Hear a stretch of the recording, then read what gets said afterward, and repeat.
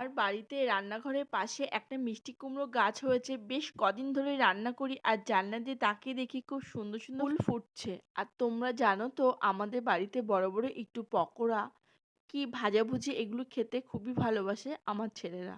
তো এখানে দেখো আমি কিছুটা বেসন গুলিয়ে নিয়েছি আর করে নিয়েছি মিষ্টি কুমড়ো ফুল দিয়ে পকোড়া হয়েছিল প্রায় 10টা মতো, কিন্তু তার মধ্যে করতে করতে বর এদিকে বাজার থেকে এলো, সেও খেয়ে নিল দুটো একটা। আর তারপরে শেষে কিন্তু অনেকটাই ব্যাটার। তারপরে কি করব, কিছুটা কাঁচা লঙ্কা দিয়ে লম্বা লম্বা করে আমি বানিয়ে নিলাম কাঁচা লঙ্কা দিয়ে বড়া। কিন্তু এটাও কিন্তু খেতে বেশ ভালোই লাগে। তো এদিকে না হঠাৎ ভাসতে ভাসতে বৃষ্টি চলে এসেছে আর প্লেটটা হাতে নিয়ে একটা জামা ছিল মেলা, সেটা তুলতে গেছি। তারপরে দেখো ছেলে দেখলাম নিয়েছে।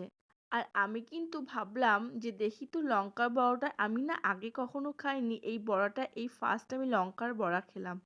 যাই হোক, তারপরে দুপুরে কি মেনু ছিল সেটাই তোমাদেরকে দেখাই। এখানে ছিল কিছুটা কচুর লতি ছিল, আর ছিল এখানে সয়াবিন করেছি, আলু ভাজা করেছিলাম। আর এখানে আছে দেখো ডাল।